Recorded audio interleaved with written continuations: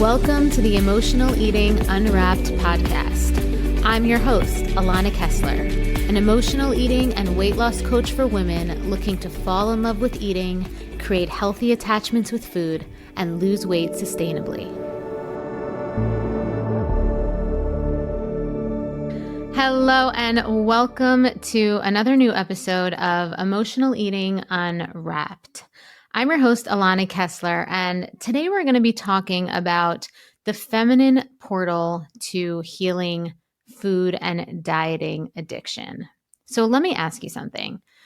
When you think about your relationship with food, with eating, with your body, what is the first strategy that comes to mind? Because for most women, it's control, it's another plan, another round of discipline, more rules, probably something that requires more force, right? Getting up super early, hitting the gym, something that requires more pushing, right? Energetic pushing. And I get that because that's how we've been conditioned to approach just about everything, right? Through structure, through pushing harder. And this is what I like to call the masculine overdrive, because that is how we have been conditioned to get things done, to make things happen for us. A lot of times it is through tapping into the masculine energy that moves things forward in our lives. And that is true, right? And every human being has a blend of masculine energy and feminine energy. However, when it comes to our relationship with food and eating, it doesn't really work to approach that relationship with the same energy, which is typically the masculine energy, that we approach other things in our lives that might need that more rigid structure. Because the thing about food and dieting addiction and the energy that we feel around this, which often is also combined with wanting to have weight loss or wanting to change something about our body. The thing about this particular desire, unlike other desires that actually thrive in masculine energy, this one does not. Right? And think about how often you've tried to muscle and push your way into looking and feeling a certain way about your body if you realize it never actually works, because this isn't a discipline issue. This issue with food and dieting is not a discipline issue. You can't find the magic discipline and it will give you the result that you're looking for. It might give you a weight loss result that you're looking for short term, but at the end of the day, it's not going to give you that long-term sense of full confidence, of full trust in yourself, because you can't get that through accessing the masculine energy only. And that's what I really want to chat about today and to talk about today, because if you are somebody who considers themselves super successful and really great at discipline, but this is still an issue for you, right? You're still binging at night, you're still overeating, you're still finding yourself grazing leftovers after hours, or you find that you can't stop yourself from compulsively eating, and or you find yourself obsessing over every bite. I want you to know that this has nothing to do with you, right? Nothing to do with you particularly, about your ability to achieve and to have discipline, because this isn't about weakness. This isn't about being lazy. It's about being without safety, right? Being without safety to feel, being without safety to receive, being without safety to belong or feel connected. And you can't get those feelings through the masculine energy portal, through doing more, through pushing. Okay? You have to access it through the feminine portal, which is the missing piece oftentimes in healing food and dieting addiction, which oftentimes also is connected to wanting to have a certain physical result. Because what happens is reconnecting to your feminine energy restores that sense of safety. And when you feel safe, you don't need food to play this role anymore. And then the weight loss happens, and then the self-trust happens, and then it's a permanent result. Okay, but you can't get this result that's permanent, that's both physical and emotional, and a sense of real self-trust that I know you're looking for through a masculine portal and through that masculine energy. So today I want to unpack this through 4 different lenses. The first one being why binging is often your body's rebellion against that overfunctioning, that hypervigilance, that micromanaging of your life, that constant push. The next lens is how food becomes the container for unexpressed emotions. Then we're going to talk about why receiving and allowing ourselves to be taken care of, why letting go, why allowing things to happen for us feels so dangerous, and how disconnection from your body keeps you stuck in cycles of eating and numbing to escape, right? So we're going to get into all of this today. So I'm excited. It's going to be a really meaty episode. And let's dive in. So let's talk about some of the women that I work with every day. Women who are super successful. They run companies, they manage families, they juggle responsibilities like, top tier athletes. So on the outside, they're super high functioning, successful, in control, right? CEOs, lawyers, doctors, but behind closed doors, food feels like it's in power.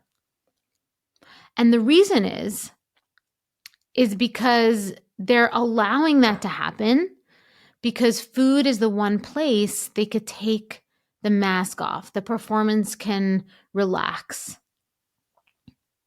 And what I want you to hear is this. If you're resonating with this, I want you to know that if you are out there crushing it all day and then you come home and you find yourself, binging or emotional overeating or having these late night kitchen raids or whatever it is, I want you to know this isn't weakness at all. It's not even self-sabotage. Okay, it's not even that. You can consciously be like, I'm sabotaging myself because I want to lose weight or I want to not feel gross or not feel bloated, right? You have these goals, but there's a disconnect between your goals and what your nervous system and what your emotional body actually needs.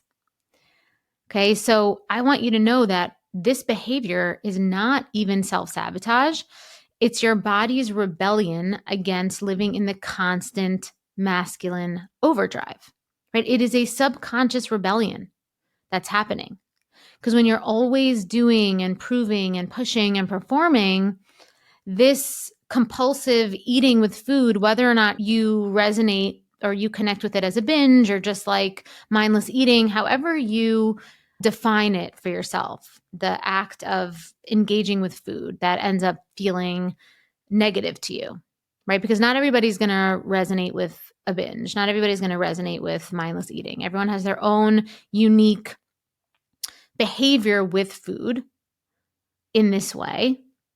But what is the common ground is that this behavior, this compulsive behavior with food or this mindless behavior with food is the only way that your system knows how to force a pause, right? It's your body saying, I can't keep this up. I need a break. I need to feel like something. And oftentimes it's like, I need to feel good.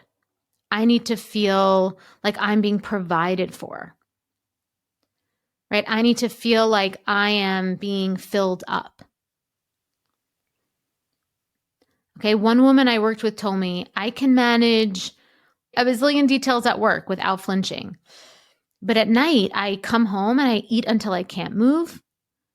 And what we realized was that the only time she lets herself actually relax and, turn her brain off and give herself permission to not be on is if she eats until she can't move. Because then there's a subconscious permission slip to actually not be able to do something because she physically can. So she's putting herself in this physical place of discomfort in order to give her emotional self the permission to be offline for a little while.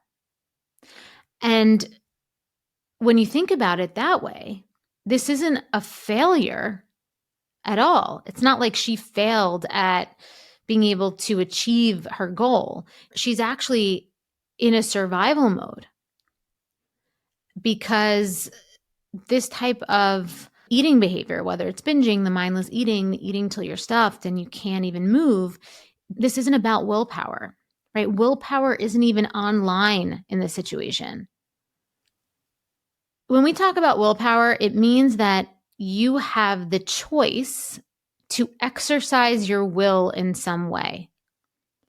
But the difference here is that we're so far beyond that place because this behavior with eating is coming from a deeper need, right? A deeper need. And it's almost like because it's so deep and it's so primal to restore the feminine rhythm of surrender, of flow, this isn't about even willpower, right? And so thinking that it's a problem with willpower is a superficial way to think about it, right? When we feel like food is overpowering us, it's because willpower isn't even online anymore. Our behavior is coming from a deep down need, right? A deep down need to reconnect with our feminine essence, the feminine rhythm. And so let's talk now about expression, because one of the main tenets of feminine energy is expression.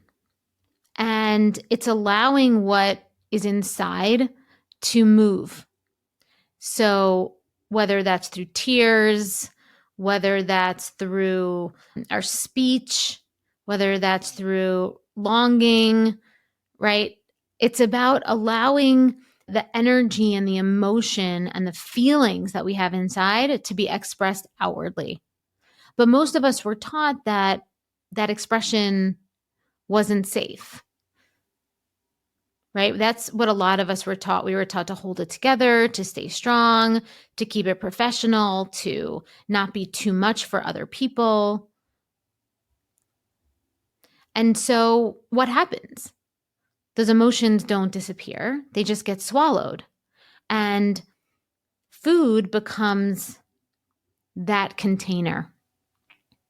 Food becomes the place where you can express yourself in some way, but also at the same time keep it stuffed down so no boats get rocked. So instead of crying, you eat. Instead of yelling, you chew. Instead of grieving, potentially, you binge. Right? I'll never forget, I had a client who told me once, I can't yell at my boss when I'm frustrated, but I can eat a sleeve of crackers in my car when I get home, right? Or before I get home, or sitting in my driveway, right? So that's food playing the role of expression. It becomes this false outlet for feelings that don't feel safe to release, that we don't feel safe to release. So food addiction is often swallowed emotion. And in order to heal, It requires that we reconnect and open that feminine portal again, letting yourself feel, letting yourself express, and letting yourself release the pressure and the feelings and the emotions without inner judgment, and also learning how to express yourself in a way that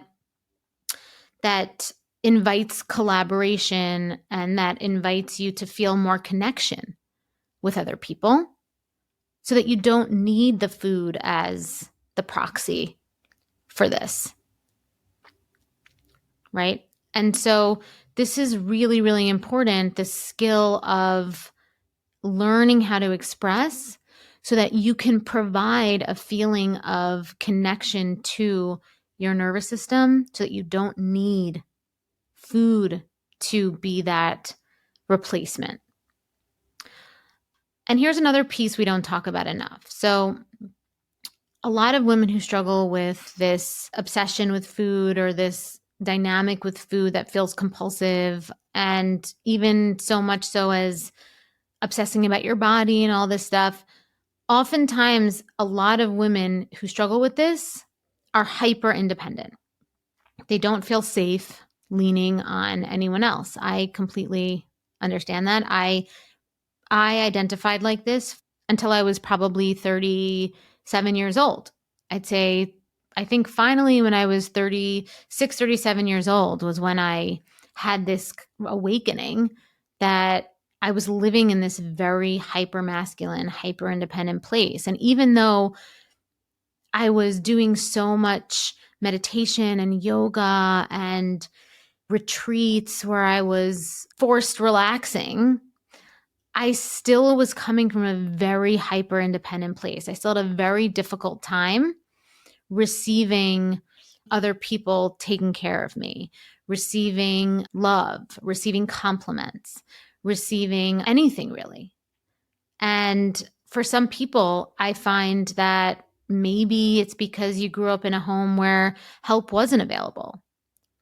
Maybe you learned early on that being vulnerable got you hurt, or having other people take care of you meant that you couldn't take care of yourself, right? There's some sort of zero sum thing going on here. And maybe the only way, maybe you actually were in some sort of traumatic situation where the only way you could survive was by telling yourself, I'll just do it all by myself. And so you did. You became capable, you became self sufficient. You even, over time, potentially became the one that everyone else relied on. So it's not even just you only rely on yourself for yourself, but now everyone else relies on you too. And now you're providing. You're providing for everyone. But here's the thing, no one can live without receiving. No one can live without receiving. This is true, right? And if you try to, you're going to find that your body is going to rebel with behaviors. And food is one of the ways that your body will rebel. So food steps in as the safe way to receive. It gives you comfort, it gives you pleasure, it gives you nurturing, it gives you time and space to be by yourself.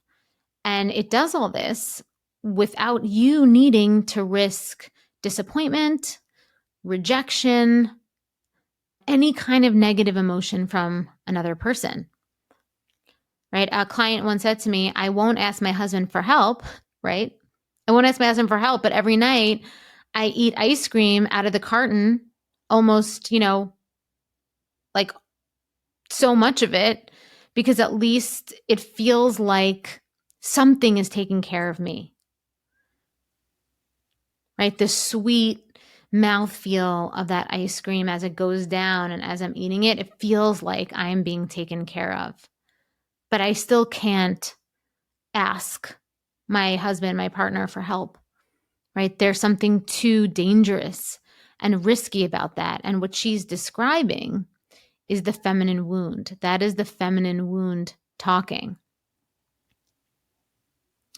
Because the food obsession, the food addiction, it's about not feeling safe receiving, right? It's not about too much receiving, and it doesn't really have to do with the food. It's about not enough safety receiving. And so healing the feminine energy, healing your feminine energy and learning how to connect with your feminine energy means practicing that again. It means letting someone help you, letting yourself be taken care of, letting yourself rest, allowing yourself to enjoy pleasure without feeling guilty, without feeling like you have to reciprocate in the exact same way that someone just did for you. Really take this in, and it actually takes a lot of practice. It took me a really long time to learn how to receive. And in the beginning, it felt really uncomfortable. I noticed that the same energy that I used to feel come up when I was about to have a binge or when I was about to have a compulsive eating episode, that energy that almost feels like it's coming from your feet all the way up into your chest and just like moves into your hands and grabs the food. That was the energy that was coming up when I was trying to allow myself to be taken care of. I felt like I had to do something back. And you only understand when you're doing it because you feel so weird just receiving and not doing. But the more that you practice receiving and letting your body get used to that feeling and letting your body trust that feeling and letting your body trust that receiving is safe, you'll be shocked at how much more you feel connected and productive. And that's the thing too. It's like we often feel like in order for things to happen for us, we have to do them ourselves. And you'll be shocked to realize that when you learn how to receive, the things that you want to happen faster, and you feel more grounded in them. They feel more real because we're not meant to do everything in our lives by ourselves, right? We're not meant to do that. And so learning how to receive also means that you won't need the food anymore in that way. And then when you stop using food as this, again, this proxy for feeling taken care of and giving you permission to relax and all of that stuff, your body image and the weight starts to come off because that's just what's going to happen naturally, right? Not only is your nervous system going to feel more relaxed, but you're going to be harmonizing your metabolism in a good way. And so the weight's just going to come off. And that's the truth. I can speak from experience with that. And the last layer that we're going to talk about is the body.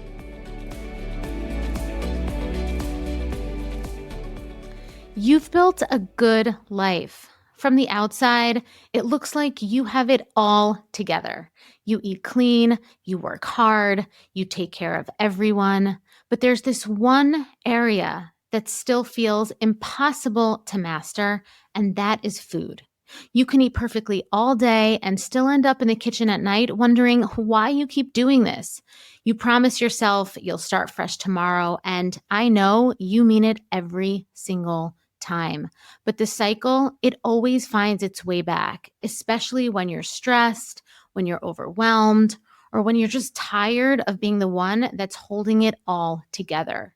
And I get it because I lived that way for years. And what I learned is this: the problem, it was never about food. It was the pressure underneath it, the perfectionism, the self-doubt, the part of me that never felt safe and secure to just be me. And that's why I created the sober eating sequence. It's a proven 3-phase method that rewires the emotional patterns and the belief systems driving overeating so you can relax, trust yourself around food, and release weight completely naturally, without force and without obsession. Because when your body feels secure, it lets go. The cravings quiet, the self-punishment, it softens, and food, it stops being the thing that you have to fix. This is not another plan. This isn't another rule book. It's a revolutionary transformation for your nervous system, for your body, and for your identity. So join the sober eating movement today. So when we talk about masculine and feminine energy, masculine energy lives in the brain, lives in the head. It's about thinking. It's about planning. It's about controlling. It's about analyzing. It's about data, right? It's all in intellect, right? It's all about intellect.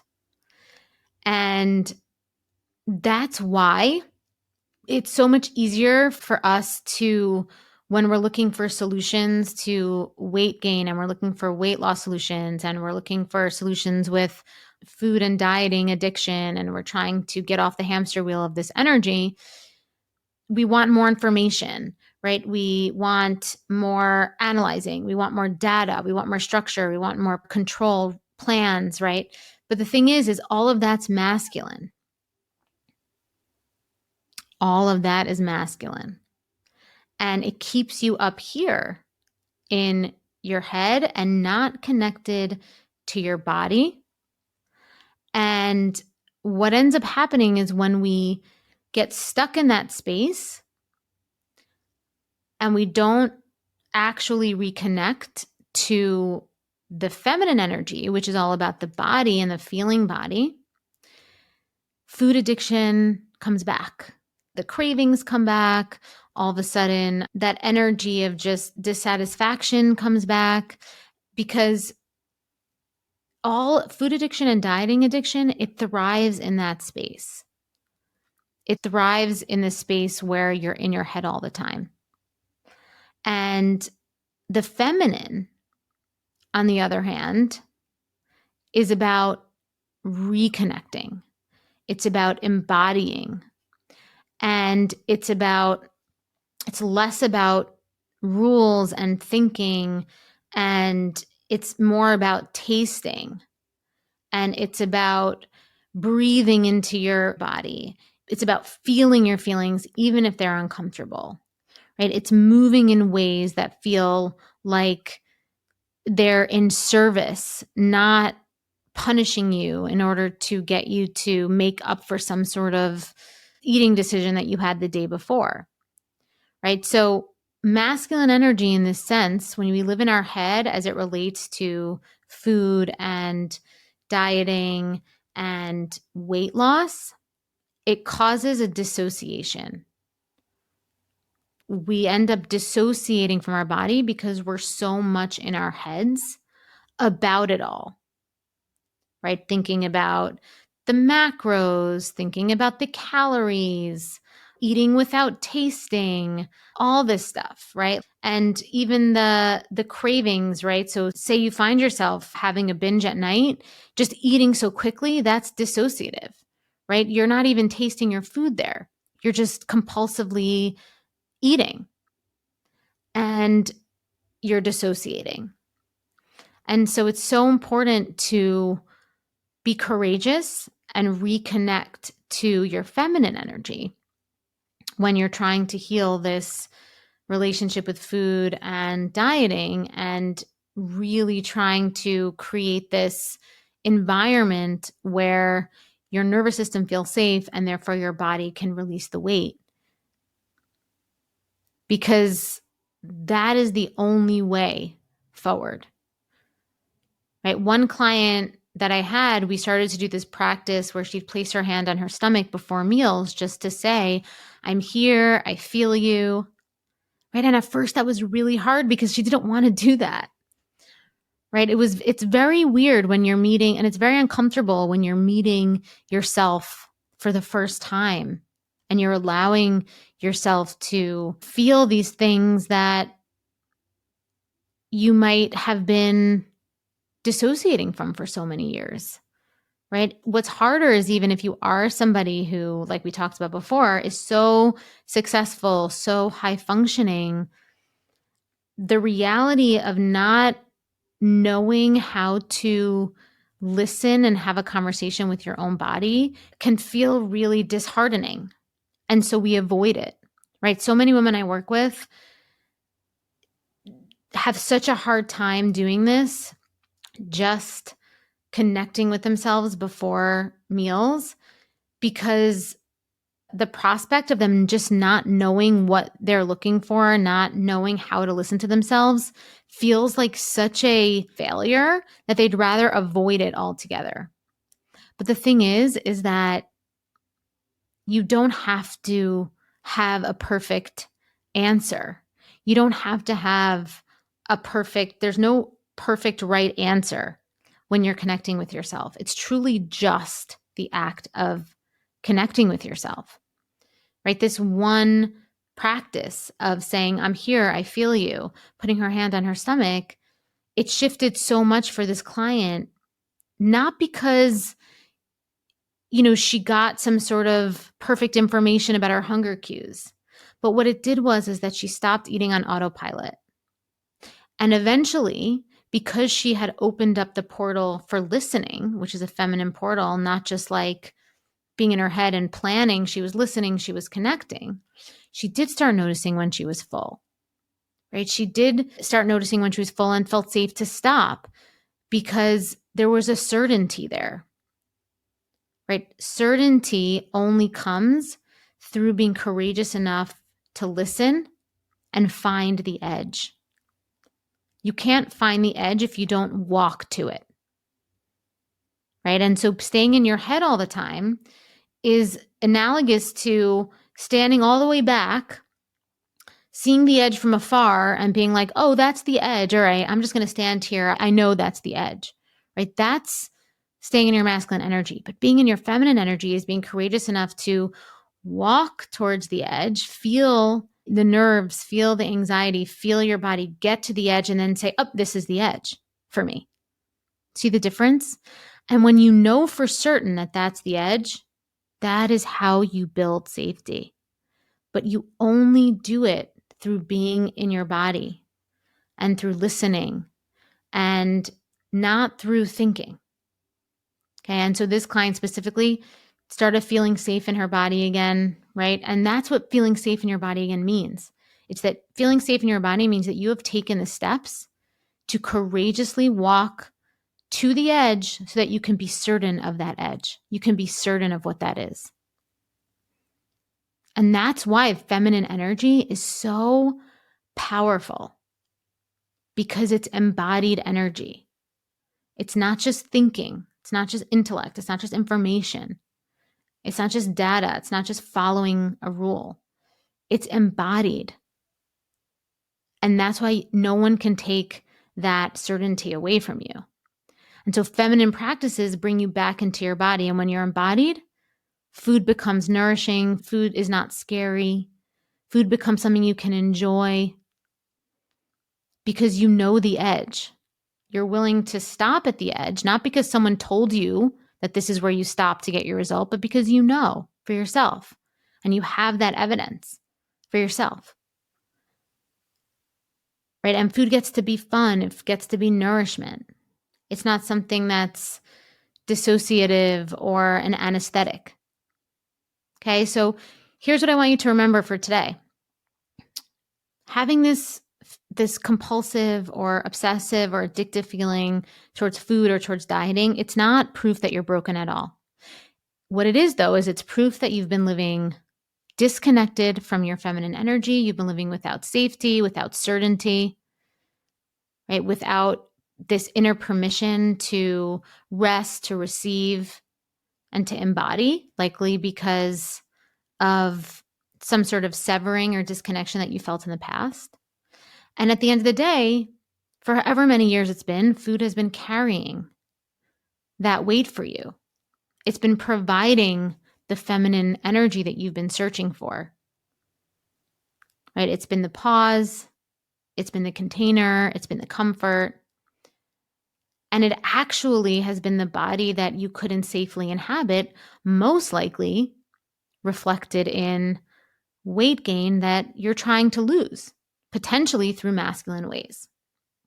But when you reconnect with your feminine, when you allow rhythm instead of constant doing, when you allow expression, right? When you learn how to really feel what you're feeling and express it in a way that invites a collaboration instead of swallowing it down, when you learn how to receive instead of the hyper independence or, hiding away, and when you learn how to embody instead of dissociate, food no longer has to be your only refuge. And so the feminine is the portal because it restores the certainty and the safety that you've been outsourcing to food. And when you feel safe again and when you feel certain again, you don't just heal your relationship with eating, right? You heal your relationship with yourself, and that is what is going to get you the freedom and the permission and the body and the confidence in your body that you're looking for. Okay, so thank you so much for listening to today's episode. I hope you enjoyed it. This work and this journey towards the feminine has been such a huge part of my own personal healing journey and the healing journeys of so many of my clients. So please let me know if you have any questions. You can leave them in the comments. If you're watching on YouTube, you can leave us a comment there as well. And just a reminder, we do a monthly giveaway for a one-on-one consultation with me. So you leave us a review and a comment on Apple, and you send that screenshot to podcast@bewellbyak.com, or you could DM it to @bewellbyak on Instagram. You'll be entered to win a free one-on-one consultation with me where we can talk all about this feminine energy stuff. I absolutely geek out over this and love guiding women into this journey back towards the feminine with themselves. So thank you so much again for listening. I'm Alana, and I will see you next time on Emotional Eating Unwrapped.